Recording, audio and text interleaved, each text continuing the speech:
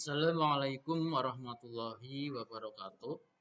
Perkenalkan, saya Kurniawan SPDSD, CGP Angkatan 9 Kabupaten Pekalongan. Pada kesempatan ini, saya akan memaparkan koneksi antar materi pada modul 1.1.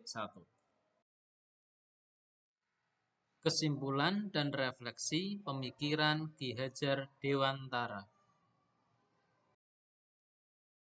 Pendidikan dan pengajaran. Menurut Ki Hajar Dewantara, pendidikan uploading memberi tuntunan terhadap segala kekuatan kodrat yang dimiliki anak agar ia mampu mencapai keselamatan dan kebahagiaan yang setinggi-tingginya baik sebagai seorang manusia maupun sebagai anggota masyarakat. Sedangkan pengajaran under which adalah bagian dari pendidikan. Pengajaran merupakan proses pendidikan dalam memberi ilmu atau berfaedah untuk kecakapan hidup anak secara lahir dan batin.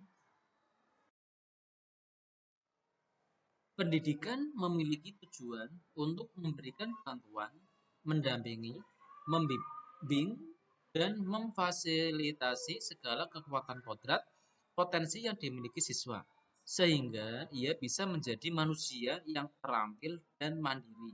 Sedangkan pengajaran merupakan proses dari pendidikan agar siswa memiliki pengetahuan dan keterampilan.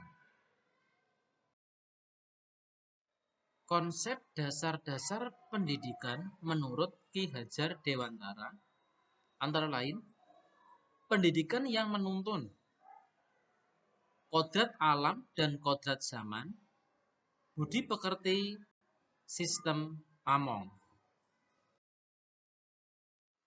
Pendidikan yang menuntun bermakna bahwa guru membimbing dan mengarahkan perilaku dan pertumbuhan siswa agar tetap terarah dan tidak bertentangan dengan nilai-nilai yang ada.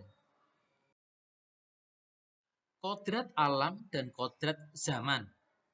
Kodrat alam berkaitan dengan sifat dan bentuk lingkungan di mana anak berada. Sedangkan kodrat zaman berkaitan dengan isi dan irama. Kodrat alam memiliki makna kondisi murid yang tidak dapat dirubah seperti watak, karakter, kecerdasan, kondisi sosial, dan budaya tempat ia berada. Guru tidak dapat mengubah sifat dasar murid, namun dapat menuntun agar muncul sifat-sifat baiknya dan menutup atau mengaburkan sifat buruknya. Kodrat zaman adalah perubahan dari waktu ke waktu di mana guru memberikan pendidikan sesuai dengan perkembangan zaman yang ada agar siswa memiliki keterampilan dan kemampuan beradaptasi sesuai zamannya. Misalkan pada konteks pendidikan sekarang, guru harus mengembangkan keterampilan abad 21. Seperti berpikir kritis, kreatif, kolaborasi, dan komunikasi, serta penggunaan teknologi dalam proses pembelajaran. Kodrat alam dan kodrat zaman dapat diartikan dengan memberikan pendidikan yang kontekstual sesuai dengan konteks sosial, budaya, dan perkembangan zaman.